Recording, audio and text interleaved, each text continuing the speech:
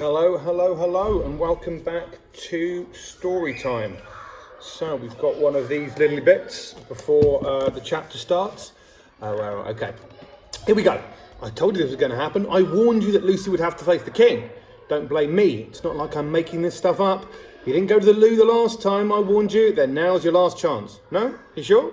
Because by reading on, you agreed to the terms and conditions that I, Tom Fletcher, the author of this book, am not responsible if you pee in your pants with fright. In the next chapter. Chapter 25, The Creaker King. Lucy's stomach twisted in horror. She saw a flash of fluorescent green. She recognised it at once. It was her dad's jacket. It was draped round the shoulders of the largest creaker she'd ever seen. He was the size of Gruff, Grunt, Scratch and Sniff put together, a hideously rotten creature who kept himself hidden in the shadows of the tunnel. With the sun in her eyes and the world above, Lucy could just make out glimpses of the king's cracked lips, his beaky nose, and his flaky, scaly head. His battered crab-like claw was as tough as bone, and it grasped Lucy's ankle. But worst of all was his smell. It was like fish guts and vomit. It made Lucy gag. "Say farewell to your world, kidling," the king snapped in an awful creaker croak that scratched Lucy's eardrums. He pulled her from the open wormhole, out of the sunlight, and back into the dark shadows of the Woleb. "Get back from the holes, you disgusting bunch of twitnits!" The king spat at his creakers, "or you'll all be dusted." Lucy saw the upside-down world turn upside down as he picked her up by the leg with one mighty claw. She was carried, swinging dizzily from side to side, back into the cavernous opening where the entrance to Creakerland had once stood. "Stay calm, Lucy," she told herself, trying desperately to ignore the leaping of her heart in her chest. "Stay calm." With a thud, Lucy was dumped in the middle of Main Street, which was thick, oozing mud now, but the polished green pavement... Try again. With a thud, Lucy was dumped in the middle of Main Street, which was thick, oozing mud now, the polished green paving had vanished. She rubbed a sore ankle where the king's claw had gripped her as he stood at the entrance of his grand castle of dustbins. With a wave of his powerful arms, he commanded the brightly lit tunnel that led to Whiffington to twist shut, sealing off the warm sunlight. "Let me go home," Lucy shouted at the king, her voice echoing around the enormous cave. The Creaker King stood very still. Lucy saw his shoulders rise and fall as his rotten, reeking breath filled the air with stinking steam. He reminded Lucy of a fearsome dragon.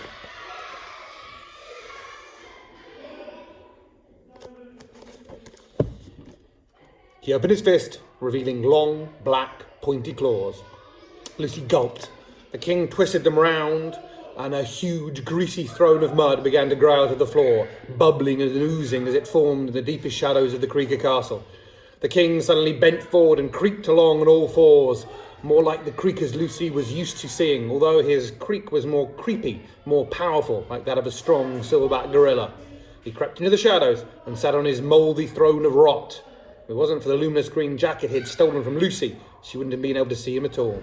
"So, kidling, you've come to destroy us?" The king's voice cut through the darkness. "No," Lucy said hoarsely, that's not why I came here at all."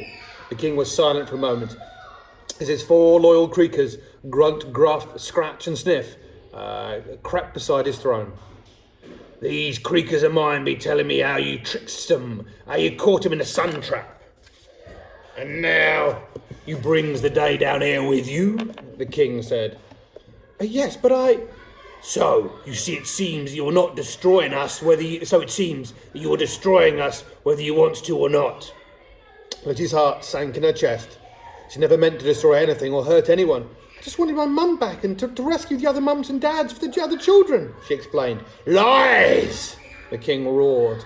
Lucy found herself trembling with fear. She wished she could run away, but something about the king made her feel frozen to the spot.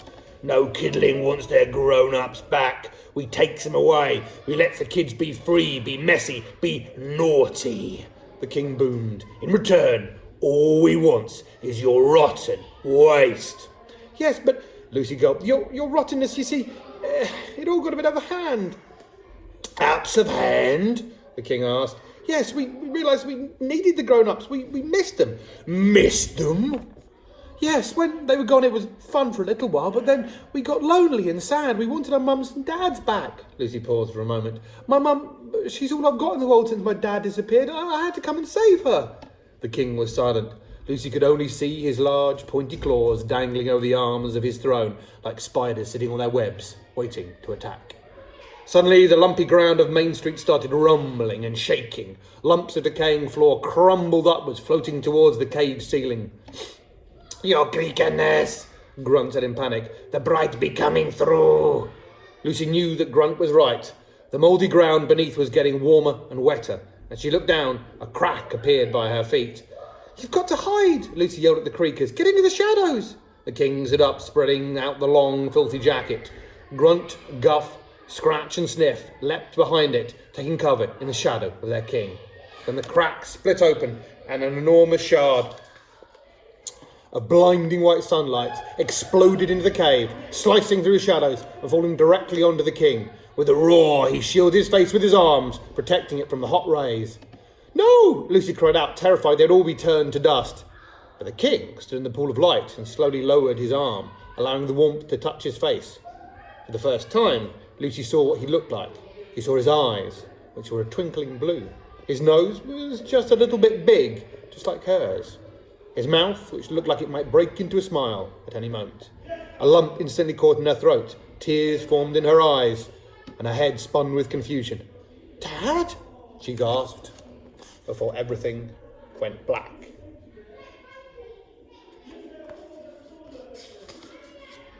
Right, well, we'll carry on with that tomorrow. Hope everyone's keeping safe and well. See you when we see you.